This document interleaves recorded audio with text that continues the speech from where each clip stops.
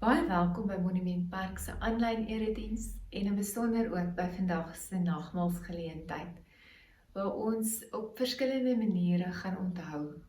Ons gaan onthou dat ons aan God verbind is op 'n baie spesiale manier, deur brood en deur wyn, maar ons gaan ook vandag onthou dat ons 'n band met mekaar het.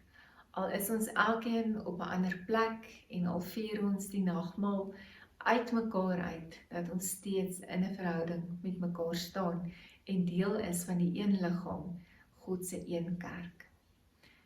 As jy dalk nou nie geweet het van die nagmaal nie of nie voorberei het nie, dan wil ek jou vra om sommer net hier die video te stop en dan te gaan kyk of jy dalk brood en wyn of brood en druiwesap het, om dit net saam te bring, sodat jy deel kan wees van hierdie spesiale oomblik en van ons saam wees vandag. Ek glo dat God se hand op ons elkeen se lewe is en dat hy ons lei en dat hy ons bring tot op hierdie plek waar ons vandag is. Die psalmdigter sê dit so waar met die volgende woorde: Hy wat by die Allerhoogste skuiling vind en die beskerming van die Almagtige geniet. Hy sê vir die Here: U is my toevlug en my veilige vesting, my God op wie ek vertrou. Dit is hy wat jou uit die voëlvanger se wip hou en jou bewaar van dodelike siekte. Hy beskud jou onder sy vleuels en is vir jou 'n veilige skuilplek. Sy trou beskerm jou aan alle kante. Kom ons raak net vir 'n oomblik bewus van die dinge waarvoor ons vandag vir die Here wil dankie sê. Wat is daar in jou lewe waaroor jy bly is? Of waaroor jy vandag 'n lied in jou hart het? En ek wil jou nooi om dit net in gebed ook na God te bring.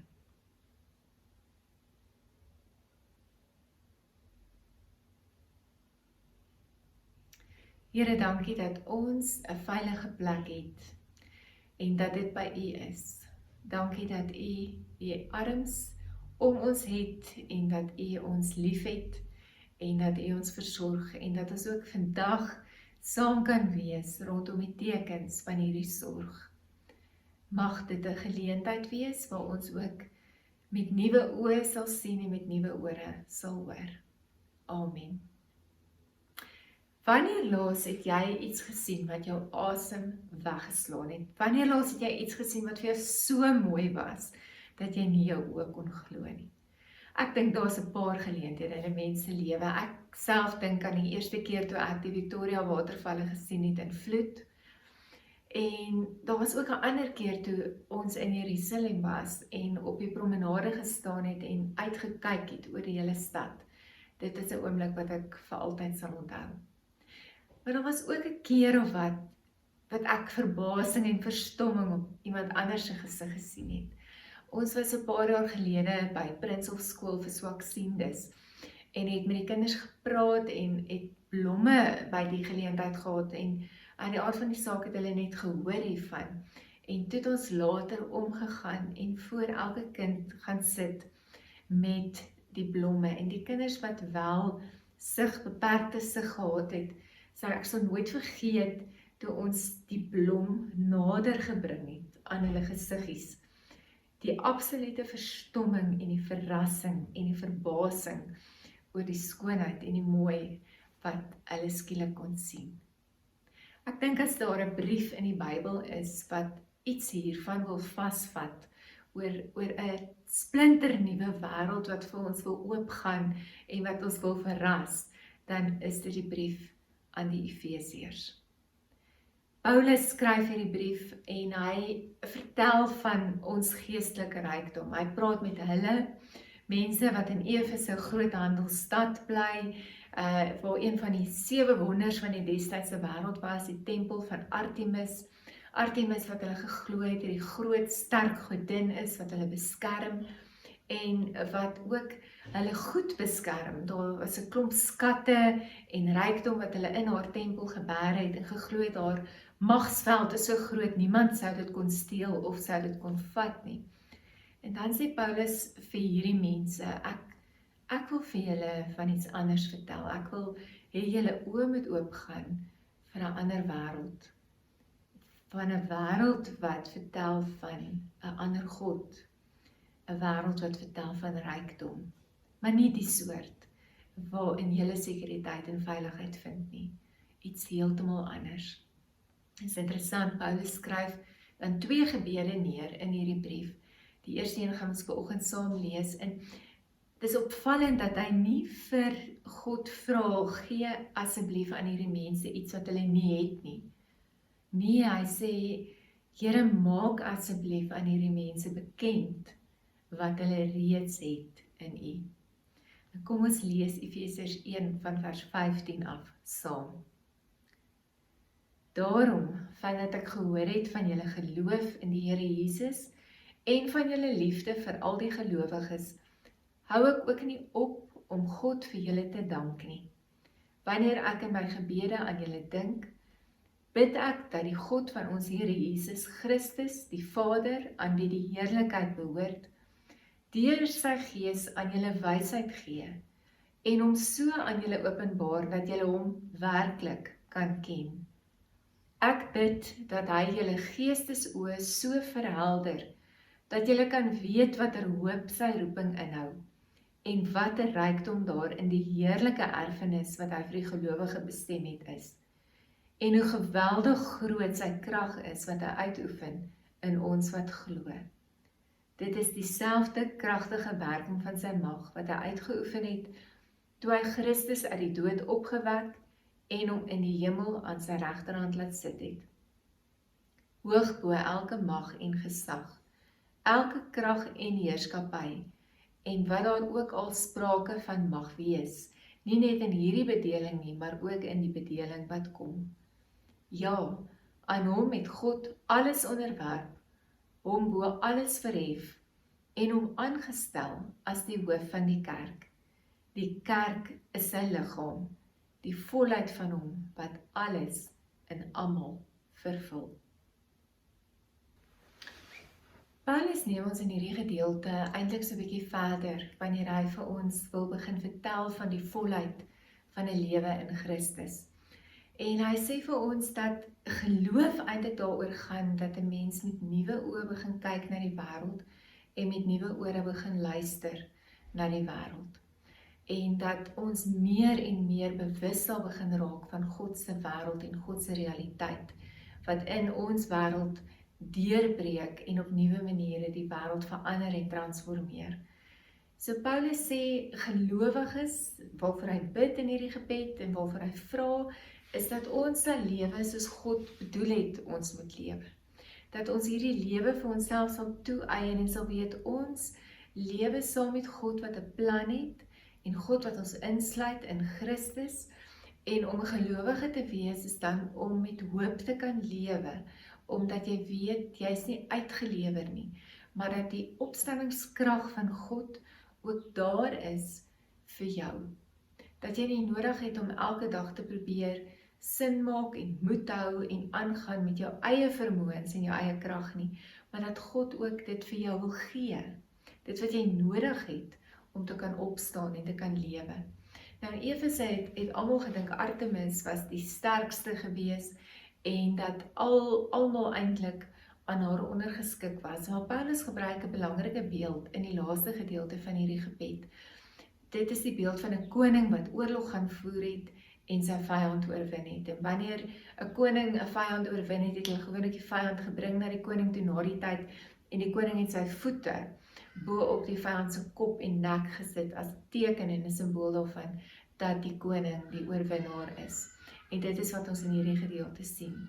Dat elke mag en gesag en krag en heerskappy of dit nou hier is en of dit nou in die toekoms lê, dat dit alles onder Jesus se voete is. Dat dit ondergeskik is aan wie hy is.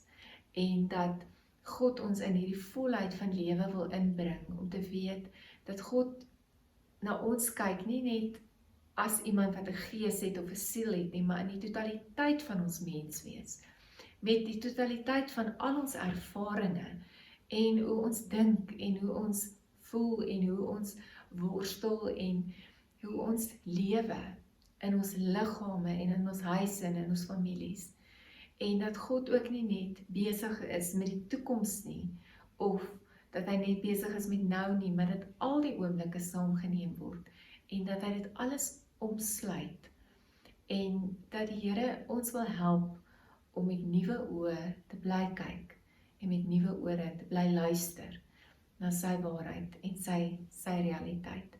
En dis hoekom dit so belangrik is om ook die nagmaal te vier, want dit help ons om te onthou. En dis tog wat Paulus vir ons skryf, dat hy van die Here ontvang het, toe die nagmaal ingestel is, dat Jesus gesê het, toe hy die brood gebreek het, neem dit, breek dit en gebruik dit tot my gedagtenis. En met die wyn was dit dieselfde gewees, wat hy gesê het, neem dit, drink dit en gebruik dit tot my gedagtenis. Met ander woorde, julle het nodig om te onthou. Julle moet dikwels onthou dat daar iets anders is en dat God deel is van jou lewe. As daar nog vanoggend iemand is aan jou tafel wat graag 'n tafelgebed wil doen voordat ons nagmaal gebruik, is jy baie welkom. En as jy dalk alleen is, kan jy ook in hierdie oomblik net stil word en saam met ons bid.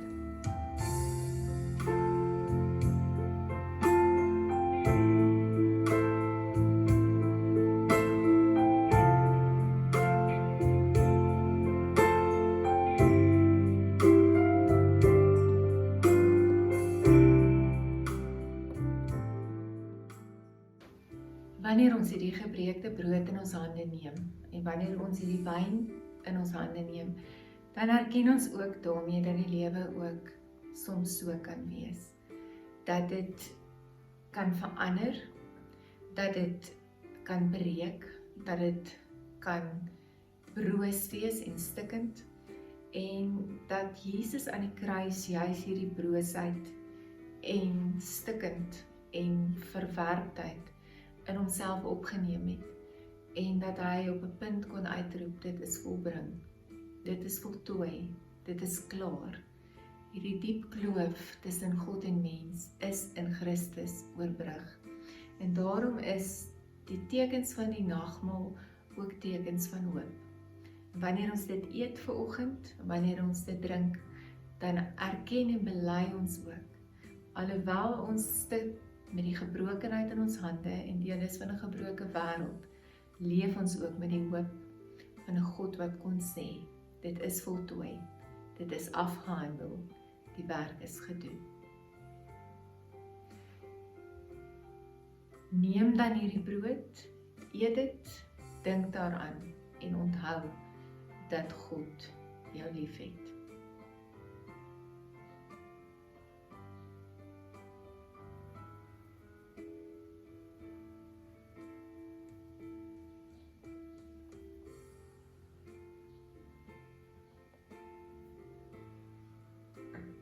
Neem die wyn, drink dit, dink daaraan en onthou dat God jou liefhet.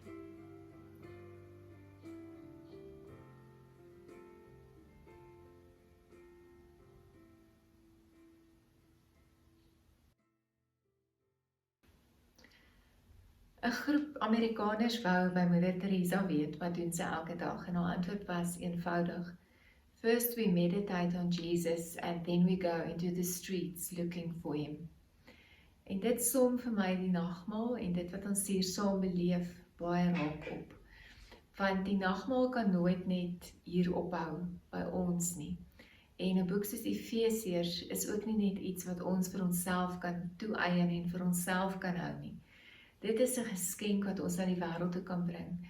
En die nagmaal stuur ons ook altyd terug na die lewe toe.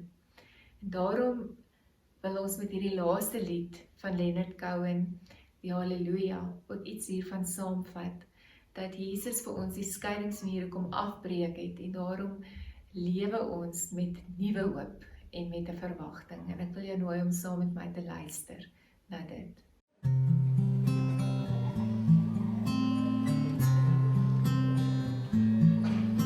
Met een woord het God gespreek, die lig wat deur die donker breek, die heel alles volmaak en dit is goed. Die engele het 'n lied gesing om aan die Skepper eer te bring. Die klanke is van hemelse akkoorde. Halleluja, halleluja, halleluja, halleluja.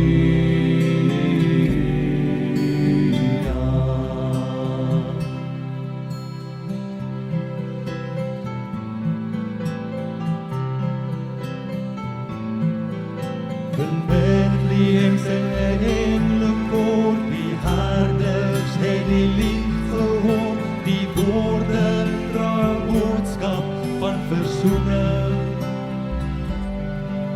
Die lied bring lig, hy bou die brug, 'n volk kom na op God terug, en Jesus word verheerlik deur akkoorde.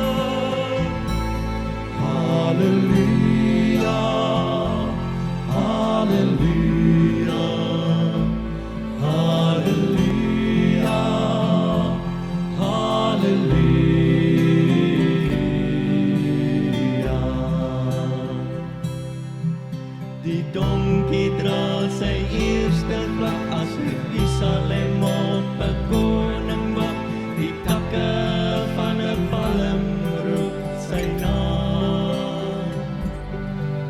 Die lied word stuur, die prys is duur, en Jesus breek die skeidingsmuur op Golgotha, sy grootste halleluja. Halleluja, halleluja, halleluja, halleluja.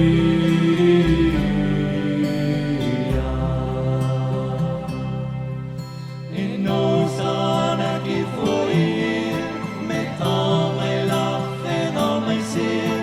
Die deure van my hart staan op vir Jesus. Vir U wil ek my lied ook sing, om my verlosser eer te bring. Die klanke is van hemelse akkoorde.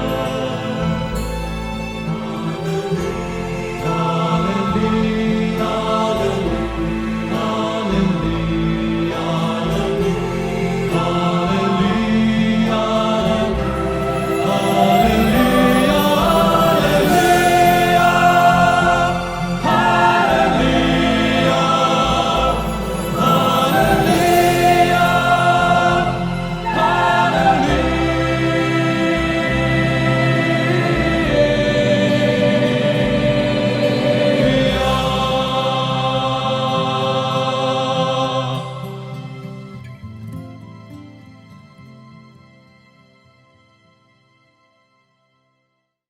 Mag jou reis vol hoop wees en mag jy lewe uit die wete dat jy nie alleen is nie, maar dat God deur sy krag in en deur jou werk. Amen.